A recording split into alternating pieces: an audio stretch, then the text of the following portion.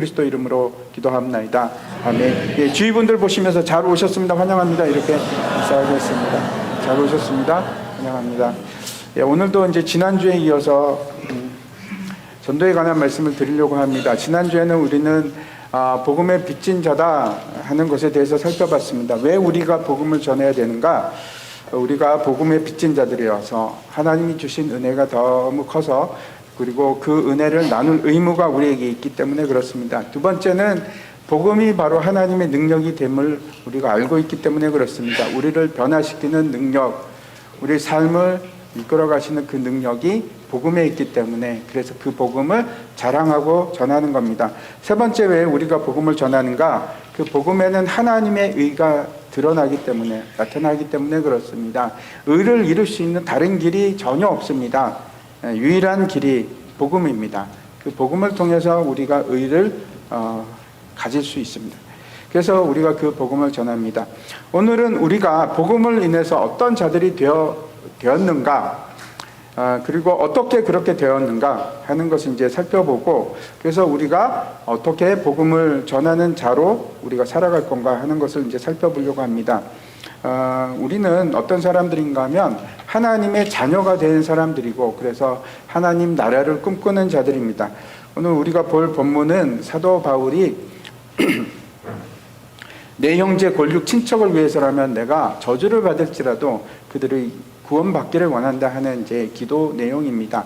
로마서 9장 1절부터 8절까지의 말씀인데 1, 2절을 제가 먼저 읽도록 하겠습니다. 내가 그리스도 안에서 참말을 하고 거짓말을 아니하노라. 나에게 큰 근심이 있는 것과 마음에 그치지 않는 고통이 있는 것을 내 양심이 성령 안에서 나와 더불어 증언하노니,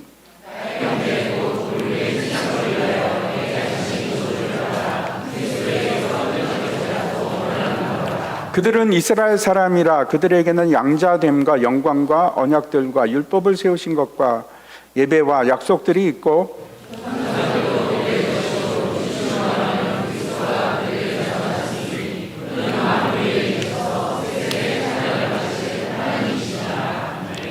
그러나 하나님의 말씀이 폐하여진 것 같지 않도다. 이스라엘에게서 난 그들이 다 이스라엘이 아니요,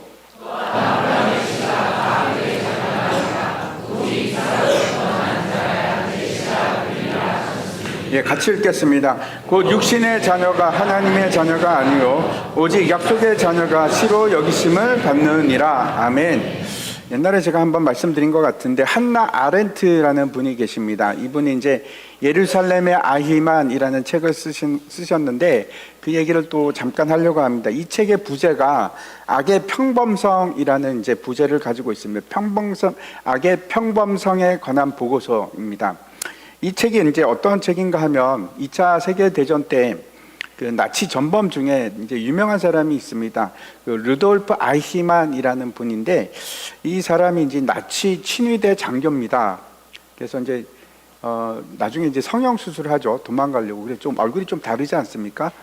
예, 원래가 훨씬 더 잘생긴 것 같습니다. 아무튼 이 사람 때문에 이제 얼마나 많은 사람들이 죽었는가 하면 이 사람이 아히만의 리스트라는 이제 명단을 가지고 있었는데 그 명단에 무려 1100만 명의 유태인들의 이름이 적혀 있었습니다. 근데 그 중에서 몇 명이 죽었는가 하면 600만 명이 죽었습니다. 참 놀라운 일이지 않습니까? 근데 나중에 이제 이 사람이 전쟁이 끝난 후에 사라집니다. 사라져서 이제 도망을 갔는데 아르헨티나에서 이제 성형 수술까지 하고 그러고 살다가 잡힙니다. 그 이스라엘 첩보부 이제 모사드에게 이제 잡히게 돼서 결국은 예루살렘으로 가서 이제 거기서 이제 재판을 받습니다. 그리고 이제 그 재판을 취재했던 분이 바로 한나 아렌트라는 그 여 기자였고 당시에 그래서 그 책을 쓰게 됩니다. 악의 평범성에 관한 책인데 이 책에서 이제 아렌트가 이런 말을 합니다. 악이란 악마의 작품이 아닌 평범한 인간 개인의 선택이 될 수 있다. 모든 사람들은 악으로부터 자유롭지 않다. 이런 그 글귀가 이제 마지막 부분에 이제 나오는데 악이라는 것이 인류 전체의 문제다 그런 얘기입니다. 한 사람만의 문제가 아니고 이 악이 얼마나 평범성을 가지고 있는가 그런 얘기를 하고 있습니다. 제가 말씀드리는 것은 그래서 우리도 마찬가지입니다. 악에서 자유롭지 않습니다. 항상 우리 가운데 악이 있습니다. 집에서 생선을 굽는다고 한번 생각해 보시기 바랍니다. 그러면 이제 그 생선 비린내가 온 집안에 가득 차지 않습니까? 그러면 그 냄새를 그 집에서 태어난 아기가 생선을 굽고 맨날 굽는다고 합시다. 그러면 그 아이가 그 냄새를 느낄 수 있을까요? 느끼지 못할 겁니다. 아이건 어른이건 그 냄새가 익숙해지면, 심지어는 그 집에 새로운 사람이라도 처음에는 냄새가 비린내가 나네, 그러다가도 조금만 지나면 익숙해지고 마치 공기처럼 이게 이제 아무런 문제가 되지 않을 겁니다. 삶의 일부가 될 겁니다. 그리고 이제 그렇게 죄가 우리가 관영한 가운데 살아가는 것이 우리의 모습이고, 그게 죄의 평범성입니다. 아담에 대해서 한번 생각해 보시기 바랍니다. 아담이 하나님의 명령을 거역하고 죄를 범합니다. 그래서 그 일이 어떤 것인가 하면 하나님이 하나님 되심을 거부한 겁니다. 내가 하나님이 되겠다는 얘기죠.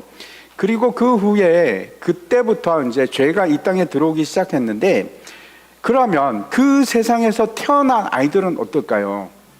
그 아이들, 그건 어떻게 이제 반응을 할 거예요? 그게 당연한 겁니다. 다시 말씀드려서 하나님이 하나님 되심을 거부하는 게 불편한 게 아니에요. 그게 당연하다고 생각할 겁니다. 다시 말씀드려서 전혀 부자연스럽지 않는 상황이 되는 겁니다. 죄에 대해서.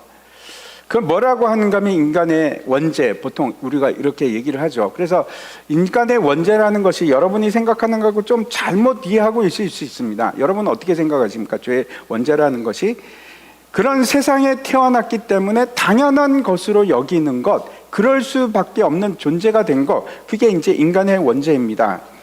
그래서 저와 여러분이 이제 하나님으로 인정하지 않고 불순종하고 뭐 그거 어때? 뭐 그럴 수도 있지. 말을 다 듣지 않는 게 전혀 이상하지 않은 겁니다. 심지어 이제 우리까지도 그런 일들이 막 일어나는데, 그런 일이 있을 수 없어요. 전혀 그럴 수 없어요. 하는 게 이제 불가능해졌죠.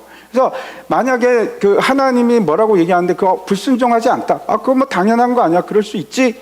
하는 게 전혀 부자연스럽지 않은 상태가 된 겁니다. 그 세계 속에서 살아서 마음에 꺼리낌이 없습니다. 무서운 얘기죠. 근데 무서운 얘기인데 마치 그 죄가 공기처럼 우리 일부가 된 것 같은 그런 상황입니다. 아담이 이제 자식을 놓지 않습니까? 그럼 자식을 놓고 그 자식이 또 자식을 놓고 그 공간에서, 죄된 공간에서 계속해서 살아가는 겁니다. 그래서 그게 아무렇지도 않고 이상하지도 않고 거북하지도 않고, 그래서 아이들이 태어날 때부터 욕심을 부립니다. 뭐 어때? 아이들인데. 우리는 그렇게 생각합니다. 원래 그런 존재가 아니거든요. 아이들이 떼를 쓰고 화를 내도 그게 거북하지가 않습니다. 전혀 이상하지 않고 그게 자연스러운 거라고 우리가 생각하는 겁니다. 그게 아이들만 그런 게 아니고 어른들도 그렇죠. 그게 뭐 어때? 사람들은 다 그런 거지 라는 생각이 우리에게 있는 거, 그게 원죄 때문에 그런 겁니다. 우리가 이제 그 속에서 살아갑니다. 내가 내 욕심대로 살아가는 것이 뭐가 어때? 심지어는 어떤 사람은 그걸 자랑을 합니다. 그게 맞다고 할 뿐만 아니고, 심지어는 내가 내 욕심대로 해서 내가 이렇게 됐어 하고 그걸 자랑하지 않습니까? 마치 이제 살인범들이 내가 뭐 몇 명을 죽였어 이걸 막 자랑하듯이, 그게 우리가 살아가는 이 세상입니다. 우리가 살면서 여러 가지 결정을 하게 됩니다. 결정을 하는데 누가 하십니까, 여러분? 여러분이 하십니까? 내가 결정을 합니다. 그죠? 아주 자연스럽게. 근데 그게 맞는지 한번 생각해 보시기 바랍니다. 우리는 어떤 사람들인가 하면 하나님 말씀에 순종하면서 살아가게끔 원래 되어 있는데, 이제 그러지 않는 겁니다. 하나님이 필요 없이 내가 결정을 하는 겁니다. 근데 그거 당연한 거 아닙니까? 라고 생각하는 게 진짜 당연한 것처럼 느껴지는 그런 세상이 된 겁니다. 그게 어떤 뜻인가 하면, 내가 결정하겠다 하는 것은 내가 하나님이 되겠다는 겁니다. 우리는 원래 그런 것이 아니고 하나님으로부터 허락을 받고 하나님으로부터 인정을 받고 하나님께 결정을 따라가는 사람인데, 그렇지 않은 것이 너무나 자연스러운 세상에서 살아갑니다. 아히만이 예루살렘에서 이제 재판을 받는데, 그때가 1961년인데 9개월 동안 이제 재판을 받게 됩니다. 그런데 그때 아히만이 뭐라고 주장을 하는가 하면, 나는 무죄다. 나는 당시 군인이었고, 군인이면 늘 높은 상관으로부터 지휘를 받고 명령을 받는 것이 마땅하고, 그러면 나는 내가 할 일은 그 명령을 행하는 것이다. 그리고 그걸 다시 다른 사람에게 지시하는 것이 내가 하는 의무다. 군인은 그런 거 아니냐. 그래서 나는 무죄다. 내가 뭐가 잘못했느냐? 나는 성실하게 내 임무를 했을 뿐이고, 나는 잘못한 것이 없다. 그게 이제 이 아히만이 주장했던 무죄입니다. 자기는 무죄라는 설입니다. 그래서 이제 이게 세기의 재판이 됐는데, 너무나 이게 이제 화제가 됐습니다. 이 재판이. 모든 사람들이 이제, 정말 그럴 수도 있겠네? 이런 생각을 하기 시작하는 겁니다. 그래, 저 사람의 입장에서 뭘 할 수 있겠어? 위에서 아돌프 히틀러가 그렇게 명령을 내리고 저 사람은 그거 행한 것 뿐이지 않는가? 라는 얘기를 막 하기 시작했습니다. 여러분은 어떻게 생각하십니까? 아히만이 유죄입니까? 무죄입니까? 네? 잘 생각해 보시기 바랍니다. 이 사람이 무죄죠. 유죄죠. 당연히 무죄입니다. 근데 중요한 거는 이겁니다. 왜 이 사람이 유죄입니까? 그게 중요하죠. 왜 유죄입니까? 물론 이 사람은 성실하게 자기에게 주어진 그 임무를 수행할 수밖에 없는 그런 위치에 있지 않았습니까? 그럼에도 불구하고 왜 우리는 아히만은 죄인이다 이렇게 규정할 수 있습니까? 그가 왜 그런가 하면 그가 속한 곳이 나치였기 때문에 그런 겁니다. 그가 있는 곳 자체가 어둠이라서 그렇습니다. 그가 그 편이 된 겁니다. 그 속에 속한 자가 된 겁니다. 그게 불법입니다. 그곳에 사는 곳, 어둠 속에 사는 것 자체가 불법입니다. 예수님의 편에 서지 않는 것이 어둠에 사는 것이고, 어둠에 사는 것 그 자체가 우리에게 있어서는 불법이라니까요. 요한일서 말씀 한번 보시기 바랍니다. 요한일서는 하나님은 빛이시라 그에게는 어둠이 조금도 없으시다 이렇게 말씀하면서 이렇게 얘기합니다. 6절과 7절에 보시면 우리 함께 읽도록 하겠습니다. 같이 읽겠습니다. 시작. 만일 우리가 하나님과 사귐이 있다 하고 어둠에 행하면 거짓말을 하고 진리를 행하지 아니하니거니와 그가 빛 가운데 계신 것 같이 우리도 빛 가운데 행하면 우리가 서로 사귐이 있고 그 아들 예수의 피가 우리를 모든 죄에서 깨끗하게 하실 것이요. 빛이 있고 어둠이 있는데 여러분 회색 지대가 있을까요? 그런 거 없습니다. 그런 거 없습니다. 빛 아니면 어둠입니다. 회색 지대 그런 건 없습니다. 우리가 그러면 어디에 속해야 하는가? 당연히 빛에 속한 사람이 되어야 되는데 그렇지 않고 내가 만약에 어둠에 속한 자다 그러면서 내가 이렇게 얘기하는 겁니다. 아 괜찮아 나는 뭐 아무것도 한 거 없어. 내가 악한 일 어둠에 있지만 나 아무것도 한 일이 없어. 나는 괜찮아 나는 무죄야 라고 할 수가 없는 겁니다. 왜냐하면 어둠 속 그 자체에 있는 게 진리에서 벗어난 일이기 때문에 그 일 자체가 죄가 되기 때문에 그렇습니다. 그 자체가 진리가 아닙니다. 그것이 성경이 말씀하는 겁니다. 아무리 아히만이 나는 무죄야라고 한다고 하더라도 그가 악한 자가 될 수밖에 없는 이유는 무조건 유죄일 수밖에 없는 건 그가 히틀러의 편이 된 겁니다. 그리고 그 속에 있었던 겁니다. 그래서 유죄인 겁니다. 만약에 우리가 하나님 편에 있지 않는다면 빛에 속한 자가 아니라면 우리는 비진리고 그 자체가 불법이고 그 자체가 죄가 되는 겁니다. 이것이 아담의 대표성을 얘기하는 그 말씀입니다. 다시 돌아가서 아담의 대표성에 대해서 로마서 5장 12절 한번 보시기 바랍니다. 그러므로 이 한 사람이 아담입니다. 그러므로 한 사람으로 말미암아 죄가 세상에 들어오고 죄로 말미암아 사망이 들어왔나니 이와 같이 모든 사람이 죄를 지었으므로 사망이 모든 사람에게 이르렀느니라. 우리는 처음부터 아담 아래에서 태어났습니다. 아담 아래에서 태어났고 그 어둠 속에서 계속 머물러 있던 사람들인데 이건 우리가 살인을 하거나 거짓말을 했습니다 이런 문제가 아니고 그렇게 했다는 뜻이 아닙니다. 한번 생각해 보십시오. 아담과 가인이 있었는데 가인이 아담을 죽였지 않습니까? 살인을 했습니다. 그러면 가인은 죄인이 맞죠? 근데 아벨은 죄인입니까? 죄인이 아닙니까? 네? 왜 대답을 안 하십니까? 아벨도 죄인이죠. 그래서 그에게도 제사가 필요합니다. 어린 양의 피를 흘리고 드리는 제사가 필요합니다. 왜? 그도 아담 아래서 태어났거든요. 어쩔 수가 없어요. 죄를 짓는 쪽으로 갈 수밖에 없습니다. 그래서 아벨도 죄인입니다. 모두가 다 그렇습니다. 유대인이 되었던, 이방인이 되었던, 한국인이 되었던 세상의 모든 사람은 결국 다 아담에게서 태어났고 아담 속에서 속한 자고 그 안에 어둠에 계속 머물러 있던 사람입니다. 그렇지 않은 사람이 단 한 사람도 없습니다. 어둠 아래에 있다면 나의 의도와는 아무 상관없이 나는 죄인인 겁니다. 그 자체가 죄인입니다. 요한복음에는 어떻게까지 얘기하는가 하면 어둠에 머물러 있는 것 그 자체가 심판이다 이렇게 말씀하시거든요. 근데 문제는 우리가 다 어둠 속에서 아담의 자손으로 태어난 사람들인데 그러면 우리는 어떻게 해야 되는가? 그게 문제죠. 지난주에 이제 복음에 대해서 말씀을 드렸는데 다시 이제 지난주에는 왜 우리가 복음이 필요한가 그 얘기를 드렸는데 오늘은 이제 이 얘기를 드리려고 하는 겁니다. 그래서 도대체 복음이라는 게 뭔가 그 말씀을 드리려고 합니다. 도대체 그 복음이 우리에게는 어떻게 작용을 하는가? 로마서 6장 말씀 다시 한번 1절부터 3절까지 보겠습니다. 그런즉 우리가 무슨 말을 하리요? 은혜를 더하게 하려고 죄에 거하겠느냐? 그럴 수 없느니라. 죄에 대하여 죽은 우리가 어찌 그 가운데 살리요? 무릇 그리스도 예수와 합하여 세례를 받은 우리는 그 죽으심과 합하여 세례를 받은 줄을 알지 못하느냐? 로마 시대 때 이제 2세기쯤 되어서는 그때 노예가 그 로마 제국 안에 얼마 정도 있었는가 하면 1200만 명이 있었습니다. 엄청나죠?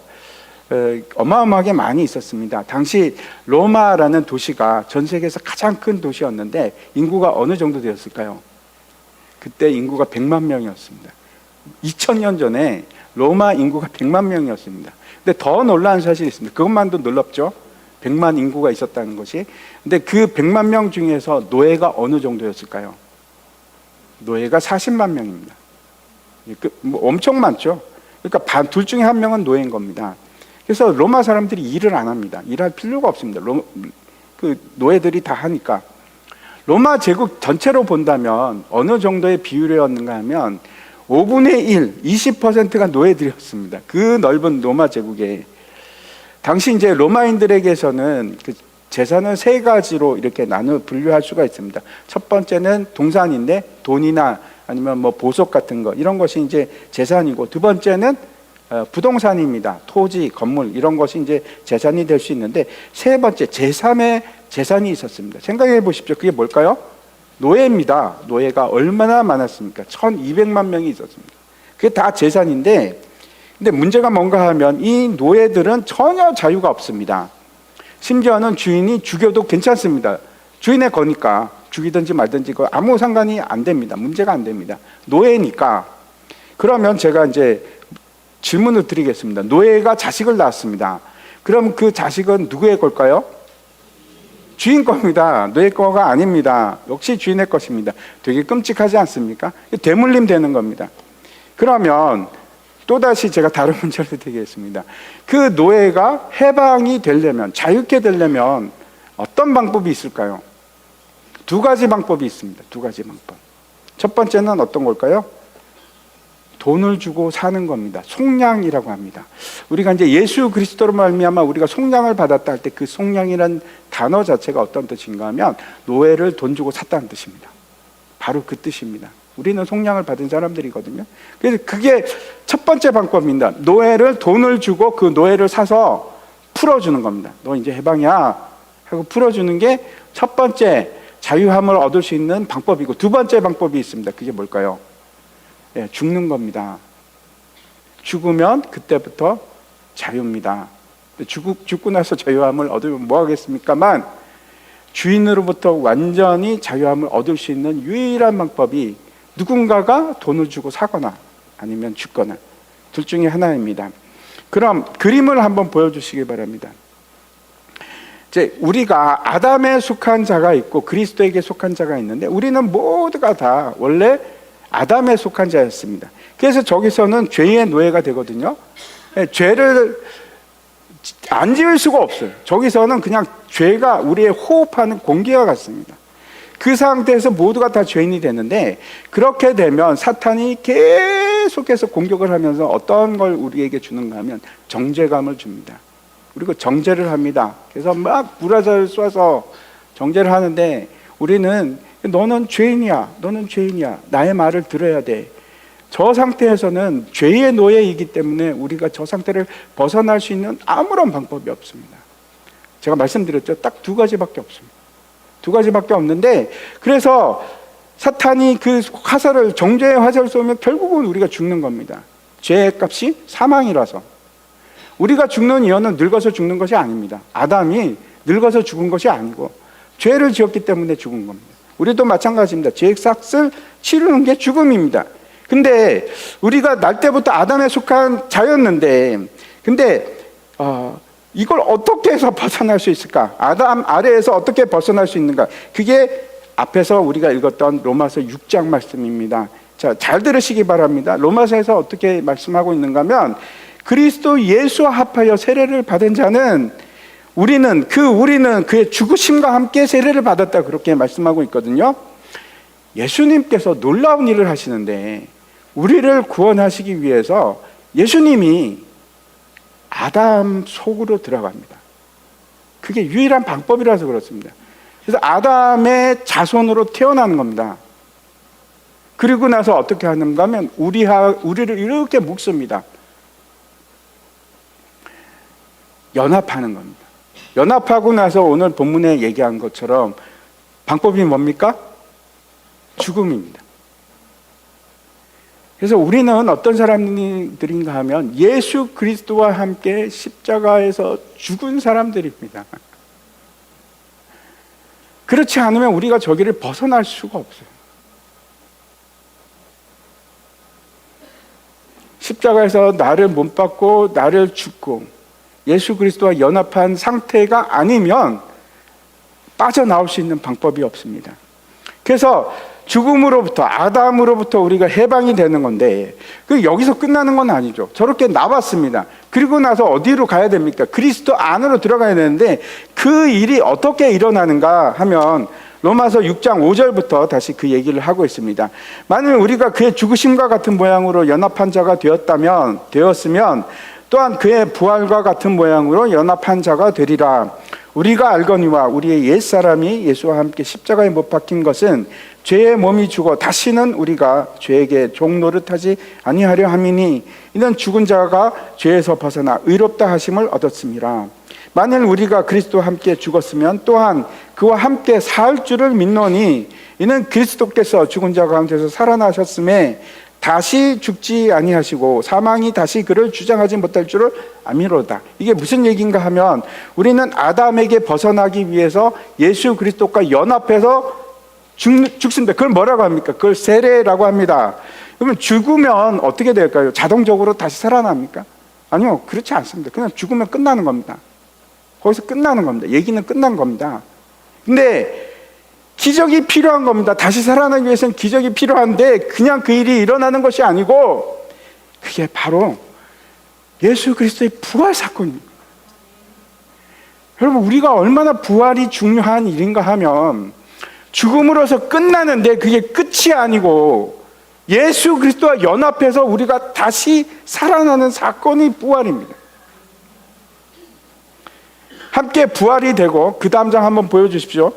그래서 문제는 우리가 함께 연합했을 뿐만 아니고, 또 눌러주십시오. 그래서 우리가 그리스도 안으로 들어가는 겁니다. 그리스도와 함께 자녀가 되는 겁니다. 누구의 자녀?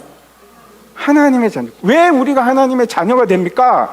우리가 그와 연합했기 때문에, 하나님의 아들과 연합했기 때문에 그렇게 되는 겁니다. 네, 도대체 저 일이 어떻게 일어납니까? 연합이 어떻게? 중요한 건 이거죠. 그러면 다 알겠는데, 우리는 어떻게 하면 예수 그리스도와 연합할 수 있습니까? 성령으로 가능합니다. 성령을 통해서만 그 일이 가능한데, 성령 하나님께서 예수 그리스도의 영으로 우리가 다시 거듭나게 되고, 예수 그리스도의 영이 우리를 성령 안에서 예수 그리스도 하나로 묶어버리는 것. 그래서 하나가 될 수 있습니다. 로마서 8장 말씀 한번 보시기 바랍니다. 14절입니다. 무릇 하나님의 영으로 인도함을 받은 사람은 곧 하나님의 아들이라. 너희는 다시 무서워하는 종의 영을 받지 아니하고 양자의 영을 받았으므로 우리가 아빠 아버지라고 부르짖느니라. 아멘. 아멘 했으면 좋겠습니다. 아멘. 이것이 복음입니다. 우리는 원래 죄의 종이었는데 이제는 성령으로 말미암아 하나님의 자녀가 된 겁니다. 하나님의 아들과 딸이. 그래서 우리는 죄의 종의 정체성을 이제는 더 이상 가지지 않고 어떤 정체성을 가지는가 하면 아버지의 아들, 하나님 아버지의 아들이라는 정체성을 가지게 됩니다. 그래서 여러분, 되게 신기한 일이 일어납니다. 여러분이 진짜 하나님의 아들이 되면 하나님을 아버지 이렇게 부르는데 하나도 거리낌이 없게 돼요. 세상 사람들은 그렇게 못합니다. 하나님을 아버지라고 부르면 막 닭살이 돋을 것 같고 뭐 이상한데, 우리는 전혀 그렇지가 않은 이유가 예수 그리스도와 연합해서 하나님의 자녀가 되어서, 그래서 우리 정체성이 바뀐 겁니다. 옛날에는 종이었는데 지금 아들이 된 겁니다. 아버지의 아들. 그래서 이제 진짜 오늘 본문 말씀으로 들어가겠습니다. 로마서 9장 1절인데 1절과 2절, 3절까지입니다. 내가 그리스도 안에서 참말을 하고 거짓말을 아니하노라. 나에게 큰 근심이 있는 것과 마음에 그치지 않는 고통이 있는 것을 내 양심이 성령 안에서 나와 더불어 증언하노니, 나의 형제 곧 골육의 친척을 위하여 내 자신이 저주를 받아 그리스도에게서 끊어질지라도 원하는 바로다. 바울이 자기의 마음이 얼마나 진실한가를 보여주기 위해서, 지금 증명하기 위해서 삼위일체 하나님 두 분을 지금 언급하고 있습니다. 증인으로 내세웁니다. 두 증인법처럼. 하나는 누구이십니까? 그리스도. 내가 그리스도 안에서 이렇게 얘기하고 있고, 또 하나는 또 누굽니까? 내 양심이 성령 안에서 증명한다. 이렇게 얘기합니다. 이거 무슨 뜻일까요? 내 마음이 그게 얼마나 간절한지, 얼마나 아픈지, 애절한지, 딱 고통이 있는 겁니다. 바울이 어떤 사람인가 하면 유대인으로부터 반역자 취급을 받았던 사람입니다. 우리가 잘 알듯이 이제 바울은 유대인을 대상으로 복음을 전한 사람이 아니고 이방인을 대상으로 이제 사역을 했는데, 그가 전한 복음의 핵심이 어떤 건가 하면 두 가지입니다. 첫 번째는 우리는 이제 모세의 율법에서 자유함을 얻었다. 우리는 자유함을 얻었다 하는 얘기를 합니다. 그리고 두 번째가 있는데, 그런 설교를 하면 당연히 이제 유대인들이 얼마나 싫어하겠습니까? 율법을 생명처럼 여기는데 거기서 자유함을 얻었다니까 싫어하죠. 그뿐만 아니고 신성모독을 합니다. 자신들이 죽였던 그 예수를 보고 뭐라고 하는가 하면 하나님의 아들이다 그러고, 그분이 바로 메시아라고 주장을 하는 겁니다. 죽이고 싶은 거죠. 아니, 저런 말을 해? 죽이고 싶어.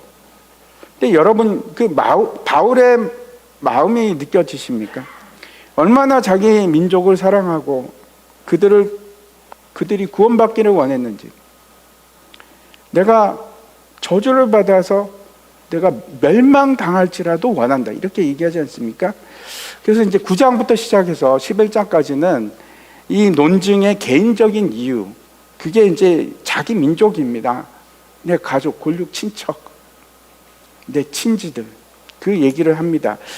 왜 바울이 이런 기도를 할 수 있었을까? 이게 이제 첫 번째 이유입니다. 그 이유가 그가 사랑했기 때문에 그럽니다. 그 사람들을, 그 가족들을, 그 친척들을 사랑했기 때문에 그들도 구원받기를 그렇게 원한 겁니다. 제가 이제 우리 딸이 초등학교 5학년 때 이제 그 뇌종양이 있다는 걸 이제 알게 됐습니다. 그래갖고 수술을 하는데 그때 참 아버지가 된다는 게 이렇게 두려운 일이구나 하는 걸 그때 느꼈습니다. 뇌에서 생각보다 큰 종양이 있어서 그 이제 제거하려면 다른 뇌 부위를 이제 다칠 수도 있기 때문에 참 위험한 수술을 했습니다. 그래서 이제 그때는 어떤 생각이 들었는가 하면, 야, 차라리 내가 수술을 했으면 좋겠다. 아버지라면 다 그런 마음이 들지 않을까, 그렇게 생각합니다. 우리 교회에서도 아들을 위해서 기도하시는 분들이 계십니다. 옆에서 보면 참 가슴이 답답합니다. 하나님 좀 들어주시지. 이렇게 열심히 울면서 기도하는데 아들의 구원을 위해서. 왜 그렇게 기도할까요? 사랑하니까. 부모를 위해서 기도하고 자식을 위해서 기도하고, 안 그러면 멸망당하니까, 죽으니까. 그래서 이 얘기가 느껴지시죠? 내가 차라리 날 죽여주십시오, 그 얘기입니다. 근데 놀라운 일은 예수님께서 그 일을 하셨습니다. 우리를 사랑하시기 때문에 십자가상에서 진짜 저주를 받으셨거든요. 하나님의 심판을 받았을 뿐만 아니고, 어떤 일이 일어났는가 하면 십자가상에서 하나님과 끊어지는, 진짜 여기 그 구절 그대로 하나님과 끊어지는, 도저히 상상할 수 없는 저주와 아픔을 당하셨습니다. 왜? 우리를 사랑해서 그 일을 당하신 겁니다. 엘리 엘리 라마 사막다니, 나의 하나님 나의 하나님 어찌하여 나를 버리시나이까? 어찌하여 나를 버리시나이까? 버림을 받으셨습니다. 그 사랑 때문에. 근데 바울도 같은 일을 결국은 합니다. 예수 그리스도처럼 고난을 당하고 돌에 맞고 채찍질을 당하고 나중에는 십자가에서 순교합니다. 목이 잘려서 순교합니다. 그 사랑하는 자들을 복음을 전하는 그 일 때문에. 그 동기가 사랑입니다. 두 번째 아주 중요한 이유가 있습니다. 교리적인 이유 때문에 그렇습니다. 8장 29절과 30절에 보면 이렇게 되어 있습니다. 하나님이 미리 아신 자들을 또한 그 아들의 형상을 본받게 하기 위하여 미리 정하셨으니 이는 그로 많은 형제 중에서 맏아들이 되게 하려 하심이니라. 또 미리 정하신 그들을 또한 부르시고 부르신 그들을 또한 의롭다 하시고 의롭다 하신 그들을 또한 영화롭게 하셨느니라. 뭐라고 말씀하시는가 하면, 우리를 미리 정하신 바가 되었는데, 우리를 왜 그렇게 했는가 하면 우리를 미리 아셨답니다. 이 안다는 것이 그래 뭐 우리 카톡으로 서로 알고 대화하는 정도, 그 정도가 아니고 진짜 친밀한 야다, 사랑하는 사이를 얘기하는 겁니다. 다 아는 사이.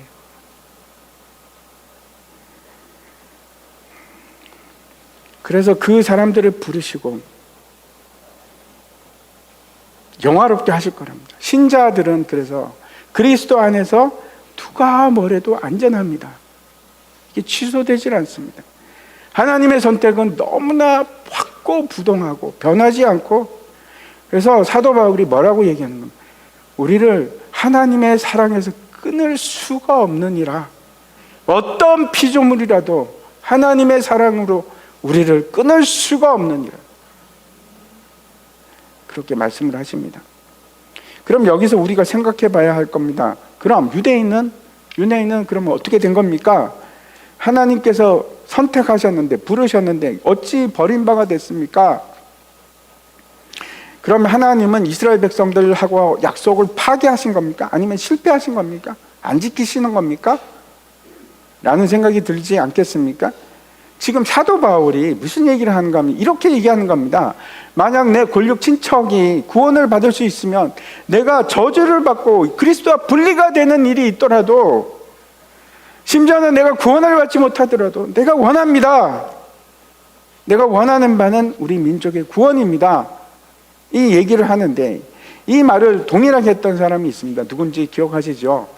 모세가 똑같은 얘기를 시내산에서 했었습니다. 그 금송아지 사건 때 그 얘기를 했습니다. 출애굽기 32장 말씀 보시면, 모세가 여호와께로 다시 나아가 여짜오되 슬프도소이다. 이 백성이 자기들을 위하여 금신을 만들었사오니 큰 죄를 범하였나이다. 그러나 이제 그들의 죄를 사하시옵소서. 그렇지 아니하시오면 원하건대 주께서 기록하신 책에서 내 이름을 지워버려 주옵소서. 모세가 이제 오랫동안 시내산 위에 올라가 있었습니다. 40일간 있었거든요. 내려오니까 막 난리가 났습니다. 이스라엘 백성들이 금을 모아서 금송아지를 만들고 그걸 섬기면서 그러고 있는 겁니다. 하나님께서 완전히 진노하시고 내가 이 땅에서 너희들 다 쓸어버리리라, 그렇게 말씀하셨습니다. 그때 했던 기도가 이런 기도였습니다. 차라리 나를 죽여주십시오. 정말 모세나 바울은 지옥에 갈 각오가 되어 있을까요? 물어보고 싶습니다. 근데 제가 생각하기에 그럴 수 있을 것 같아요. 정말 사랑한다면. 다시 오늘 본문으로 돌아가서 바울이 지금 하고자 하는 주제는 무슨 얘기인가 하면 이스라엘의 선택에 관한 문제입니다. 하나님께서 선택한 이스라엘 백성에 대한 문제인데, 이스라엘 백성이 선택을 받음으로 하나님으로부터 수많은 그 특혜를 누렸는데, 그 얘기가 이제 4절과 5절에 쭉 기록이 되어 있습니다. 보시기 바랍니다. 그들은 이스라엘 사람이라 그들에게 양자됨과 영광과 언약들과 율법을 세우신 것과 예배와 약속들이 있고, 조상들도 그들의 것이요 육신으로 하면 그리스도가 그들에게서 나셨으니 이는 만물 위에 계셔서 세세의 찬양을 받으실 하나님이시니라. 아멘. 첫 번째, 그들이 하나님의 자녀가 되었다고 합니다. 아들이 된 겁니다. 양자가 되었고, 두 번째, 하나님께서 그들에게 특별히 하나님의 영광을 보여주십니다.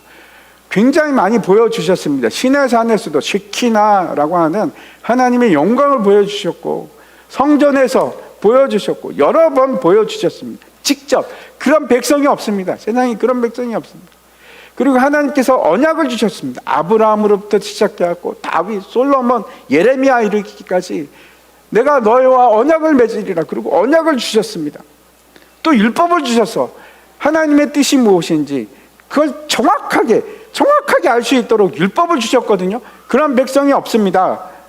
아주 정확하게 알 수 있도록 그렇게 주셨고, 예배를 주셨습니다. 세상에 어떤 민족에게 예배를 주었습니까? 안 줬습니다.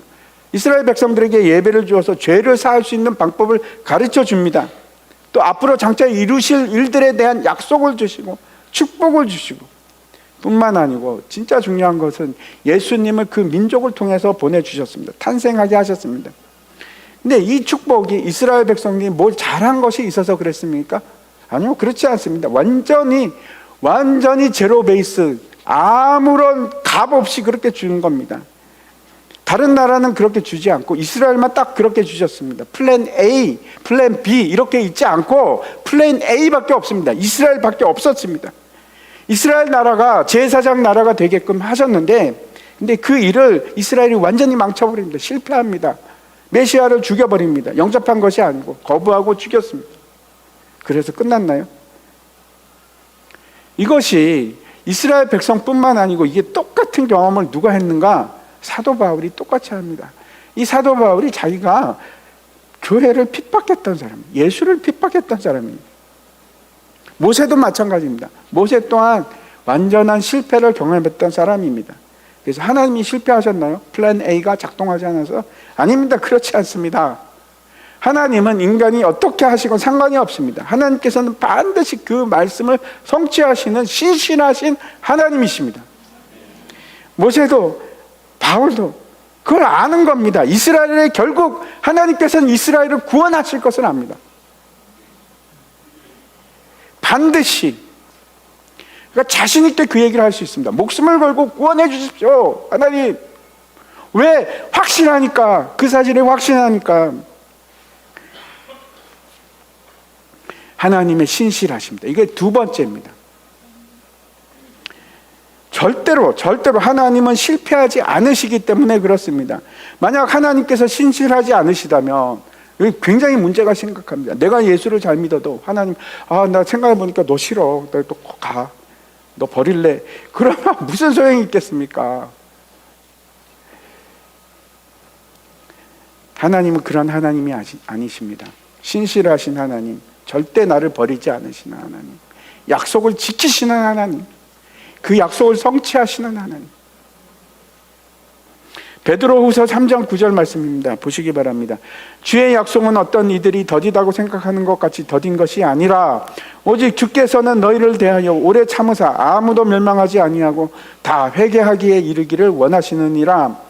하나님께서 원하시는 것은 멸망이 아닙니다. 모든 사람이 다 회개하기를 원한다고 그렇게 분명하게 말씀하시고, 그 약속에 대해서 신실하신 하나님이기 때문에, 약속을 지키시는 하나님이시기 때문에 우리가 그 하나님을 의지해서 복음을 전하는 겁니다.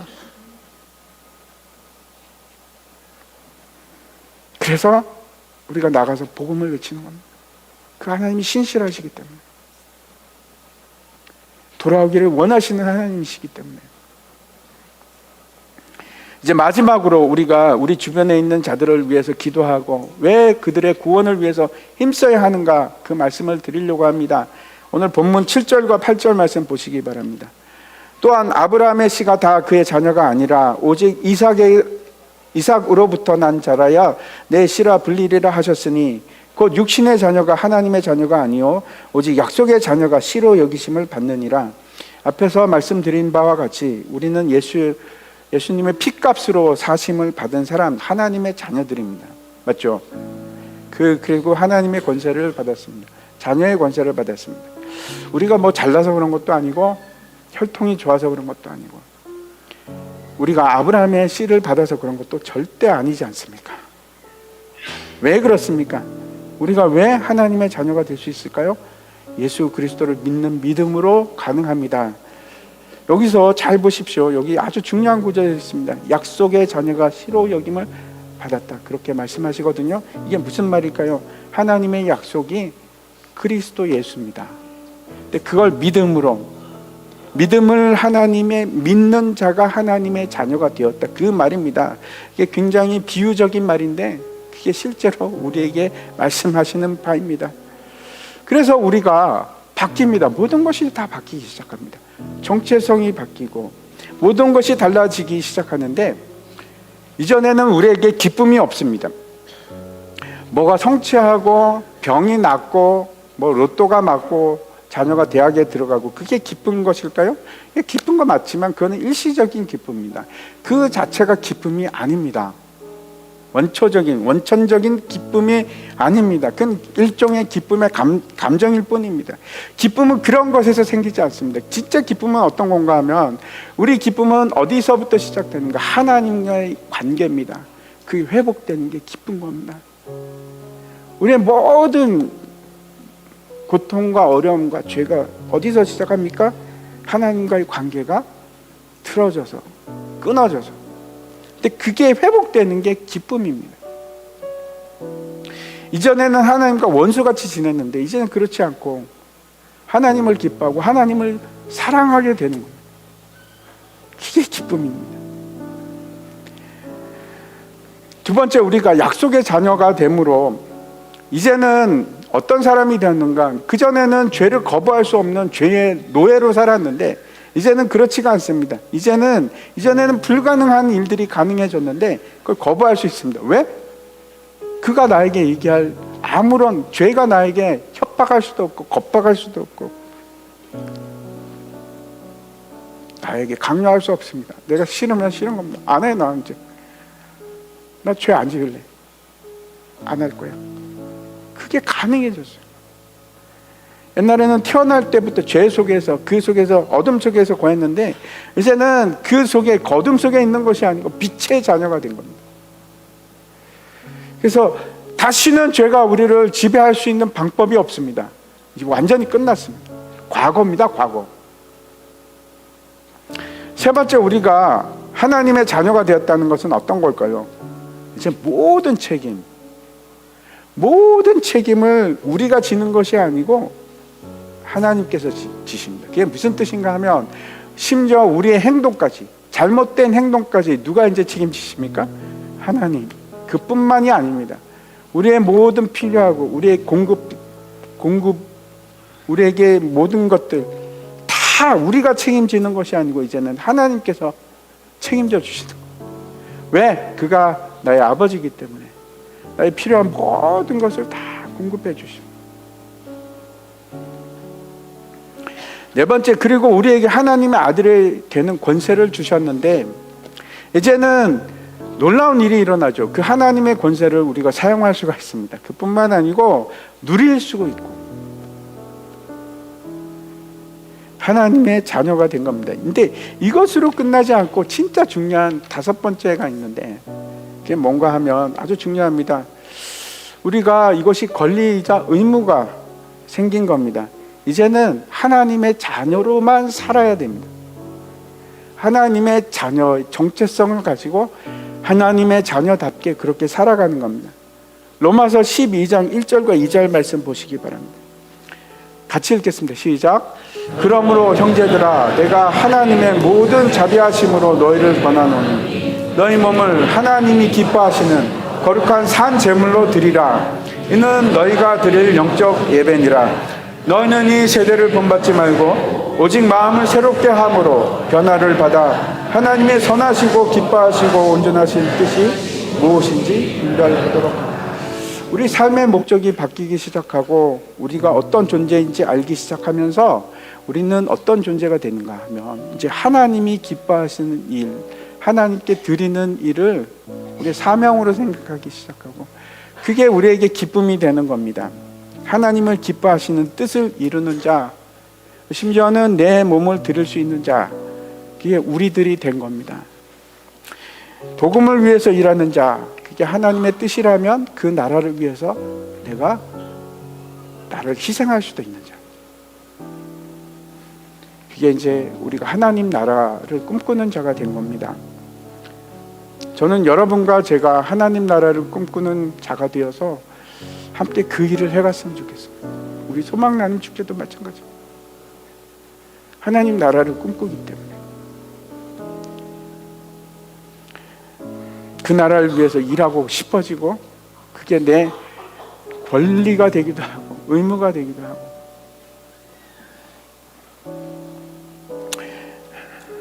우리가 우리 주위 사람들을 사랑하기 때문에 사랑이 전도입니다. 그래서 전도하는 겁니다. 복음을 전하는 것. 그리고 우리가 그 신실하신 하나님을 신뢰하기 때문에 그 일을 이루실 하나님을 확신하고 있기 때문에 그래서 우리가 복음을 전합니다. 전도합니다. 그리고 우리가 하나님 나라를 꿈꾸는 사람이 되었기 때문에 그 나라를 위해서 일하는 사람이 되는 겁니다. 이제 소망나눔 축제를 우리가 매년 하는데 저는 이 일이 여러분에게도 기쁨이 됐으면 좋겠어요. 저는 이제 소망나눔 축제 때 사람들이 와서 복음 듣는 게 참 기쁩니다. 너무 힘들거든요. 근데 너무 기뻐. 그들에게 복음을 얘기할 수 있어서 그 일을 함께 했으면 좋겠습니다. 그리고 그 일을 우리가 그 일을 할 수 있는 유일한 방법이 성령 하나님께서 우리에게 힘 주시고 우리에게 능력을 주실 때 그 일이 가능해집니다. 우리 다 함께 일어나서 같이 찬양했으면 좋겠습니다.